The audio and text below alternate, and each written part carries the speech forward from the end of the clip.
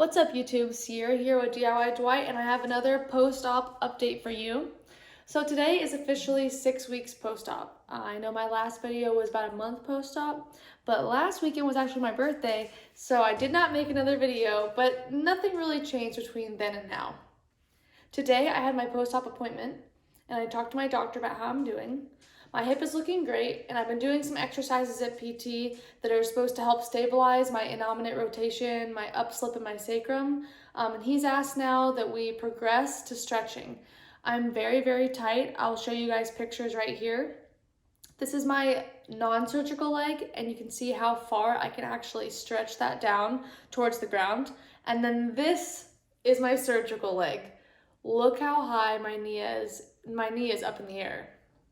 So that's not abnormal. It's okay to be that tight after surgery because you're healing and everybody scars differently, the doctor told me. But it is important that I start stretching out the wazoo, he said.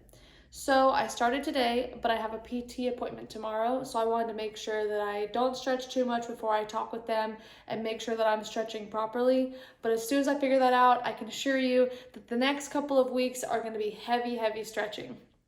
Now, I'm still having a lot of SI joint pain, and that did perplex the doctor a little bit because it's just not normal. And I had this pain before the surgery, but the doctor is still really optimistic that since I've had this problem for 3 years, my body is just kind of stuck mechanically working how it has been, and the glute muscles are all super tight, including the piriformis, and that is throwing things off. But as soon as I'm able to loosen them up, it should help the function of that area. Now, like I said, I had this pain for 3 years, and I've had multiple injections and things like that, and some of those SI joint injections did help. However, where I feel the most pain is in the hip joint. So we are crossing our fingers that with some stretching and getting more mobility, things will start looking up, and I will take you guys on that journey for sure and keep you posted. But for now, I am still riding my recumbent bike 20 minutes a day. However, the doctor did clear me to ride my bike outside.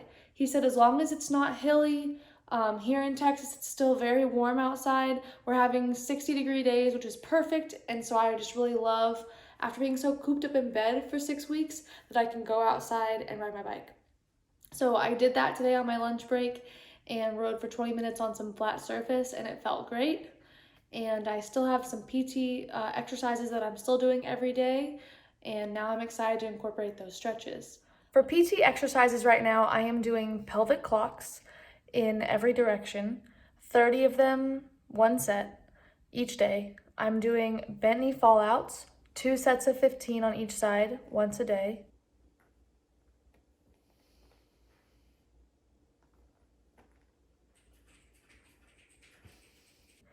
I am doing this one where you bring your knees together when you're on your back and you let them fall kind of lazily to each side, kind of a stretch, doing that 30 times.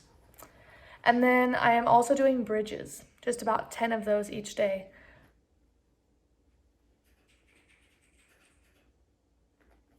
I am also doing marches. So if you don't know what a foot march is, you're laying on your back with your feet bent, and then you pick up one foot with your core tight, just as much as you can without pain, and then the other side. I'm doing 30 of those once a day. I am also using the crap out of this thing. Matt got it for me for my birthday last week, and it's amazing. Turns on the bottom, and it shows how much battery life has left by the color of this ring, and it has so many different speeds and multiple different heads. It's incredible. You can use it on as many muscles as you want to. I use it on my legs, on my arms. Arms are not for surgery purposes, just for fun. And I use it on my hamstrings, around my knees, my glutes, everything. And it is helping so much. A lot of PTs have these or different versions of these, and I can't recommend having one enough. There are so many out there on the market that it can be really difficult to pick which one is the right one for you. We are quite the research family, and we look into everything before we purchase it. So I can definitely recommend this one, and it was really affordable on Amazon. I will link it down below in the description. I was thinking that you guys might be interested in seeing what my gait looks like right now when I walk. It definitely changes throughout the day. If I walk a lot more, then it gets a little bit more unfluid. How would you say that? It feels a little bit unsteady, kind of like I think it's just the tightness. It just feels really tight. But it's definitely getting better. And just today and the last 2 days are the first days that I have not really touched my crutches at all. I really tried to wean off slowly. The doctor told me that I didn't have to use crutches if I was in the house. So we went to the grocery store and we went to get a couple of errands over the weekend, and I brought my crutch with me for those for sure. My knees are also really sore. My right knee, especially on the surgical side, feels stiff. I think that's from just being, still for so many weeks. Whenever I get off the floor or, have to bend down to get something, gosh, that knee just is irritated. But I think it's gonna get better as I keep moving and stretching. Oh, and one more thing. I really wanted to show you guys what the scarring looks like right now on my incisions. These are my 3 little incisions. Now I will say that I massage them every day. My PT told me that you just push enough until you get that white look under your skin, with just enough pressure, and I just move in circles. When I did this the first time, I noticed that I popped some of the sutures, and then after it would feel kind of like popping a zit, I suppose, right under the surface. You'd feel a little release, and then a little stinging sensation. But it wasn't bad, and it wasn't a bad thing for these incisions. They are really hard, but the doctor told me today that these will loosen up over time.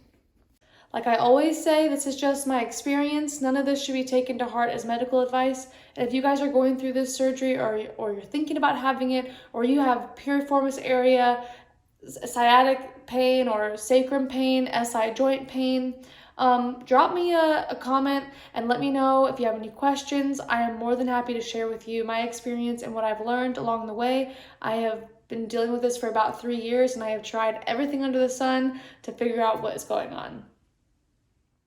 Well, that's all the excitement I can handle in one day. I hope you guys got a lot out of this video. Please let me know if you have any questions. If you like this video, let me know by hitting that like button right below. And if you want to get notified whenever I have more milestones in my surgery and my recovery, hit the subscribe button, and I'll see you next time.